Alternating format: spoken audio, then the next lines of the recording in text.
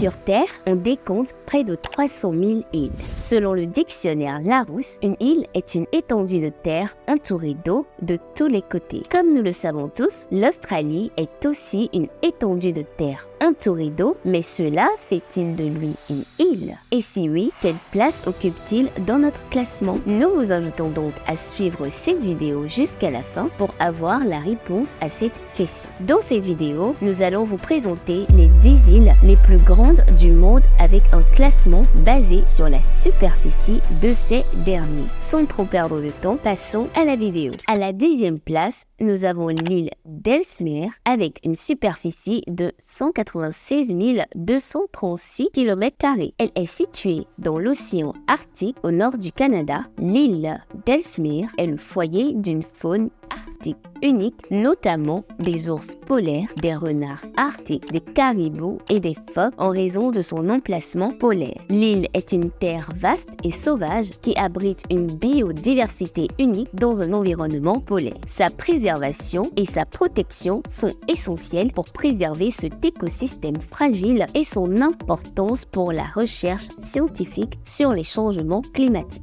À la 9e position, nous avons l'île de Grande-Bretagne avec une superficie de 209 331 km².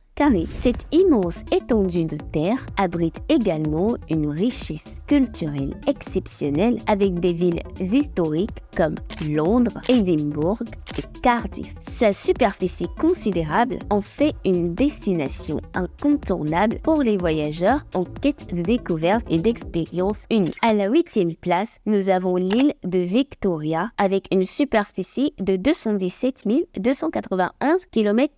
L'île est principalement caractérisée par des paysages sauvages, des forêts denses, des côtes pittoresques et des étendues de terre sauvages préservées. Avec une superficie aussi vaste, l'île de Victoria est une destination incontournable pour les amoureux de la nature et les voyageurs avides d'aventures à la recherche de paysages à couper le souffle et d'une biodiversité unique. À la 7e position, nous retrouvons l'île Honshu avec une superficie de 227 960 km². Elle est située au Japon et est également la plus grande île du Japon. Honshu offre une diversité de paysages, des majestueuses montagnes des Alpes japonaises aux fertiles plaines du Kanto et du Kansai. Avec une population d'environ 103 millions d'habitants, cette île abrite la plupart des grandes villes japonaises dont Tokyo, la capitale dynamique du pays. Sa géographie offre également des opportunités économiques diversifiées de l'agriculture aux technologies avancées. À la 6e place, nous avons l'île Sumatra avec une superficie de 476 481 km². Avec sa géographie diversifiée, elle offre une multitude de paysages, des plages de sable fin aux montagnes volcaniques imposantes. Cette immense étendue de terre abrite également une riche biodiversité avec des espèces animales et végétales uniques. La superficie considérable de Sumatra offre des opportunités économiques dans des secteurs tels que l'agriculture, l'exploitation minière et le tourisme. À la 5e place, nous avons l'île de Baffin avec une superficie de 507 451 km².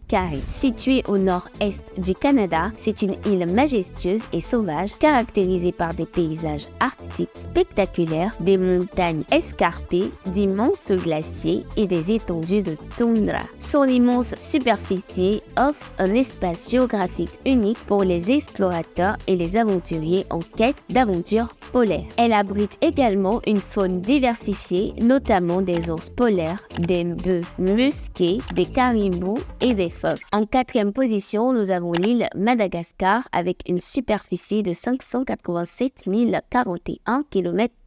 L'île est célèbre pour sa vaste étendue de terre, ce qui en fait un joyau géographique unique. Avec une superficie aussi impressionnante, Madagascar offre un espace géographique diversifié et fascinant à explorer, allant des hautes montagnes de l'intérieur aux vastes plaines côtières en passant par ses magnifiques forêts tropicales. Cette immense terre abrite également une biodiversité extraordinaire avec une multitude d'espèces végétales et animales endémiques qui ne se trouvent nulle part ailleurs sur Terre. La préservation de cette étendue de terre est essentielle pour maintenir l'équilibre délicat de ces écosystèmes uniques et protéger ces richesses naturelles exceptionnelles, faisant de Madagascar une destination incontournable pour les amoureux de la nature et les passionnés de découverte. Jusque-là, si vous avez appris quelque chose, n'hésitez pas à vous abonner et à liker cette vidéo pour nous encourager à produire plus de contenu. À la 3e position, nous avons l'île de Bornéo avec une superficie de 743 330 km². La géographie de Bornéo est caractérisée par des paysages diversifiés allant des montagnes aux forêts tropicales luxuriantes et aux plaines fertiles. Cette étendue impressionnante en fait un véritable trésor de biodiversité abritant de nombreuses espèces uniques de flore et de faune. L'île joue un rôle crucial dans l'économie régionale avec des secteurs tels que l'agriculture, l'exploitation forestière et le tourisme. À la 2e place, nous avons la Nouvelle-Guinée avec une superficie de 786 000 km². Cette vaste étendue de terre abrite une diversité géographique incroyable avec des montagnes imposantes, de vastes forêts tropicales et des rivières majestueuses. La topographie variée en fait un lieu unique pour les explorateurs et les amoureux de la nature. Cette étendue de terre offre également des opportunités économiques, notamment dans les secteurs de l'agriculture, de l'exploitation minière et des ressources naturelles.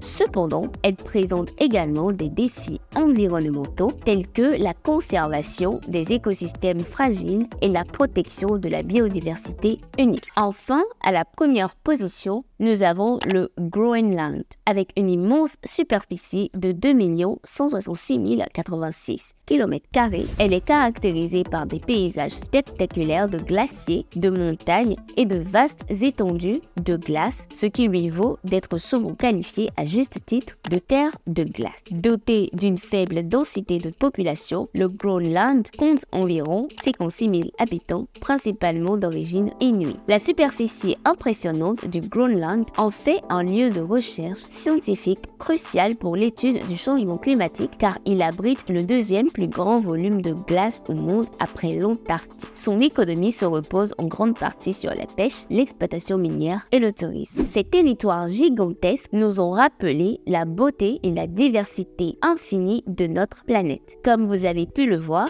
l'Australie ne figure pas dans la liste, ce qui sous-entend directement qu'il n'est pas considéré comme une île. Il reste cependant un continent. Un pays qui s'étend sur tout un continent pour être plus précis. La différence entre une île et un continent est qu'une île est une petite masse de terre entourée d'eau, tandis qu'un continent est un vaste étendue de terre ferme. Les îles sont généralement plus petites et isolées, tandis que les continents sont vastes et rattachés à d'autres parties du globe. Cliquez sur cette vidéo pour voir les pays les plus grands du monde. Merci d'avoir regardé cette vidéo jusqu'à la fin. N'oubliez pas de liker, de vous abonner et de nous laisser votre meilleur commentaire. Sur ce, portez-vous bien d'ici la prochaine vidéo. Ciao!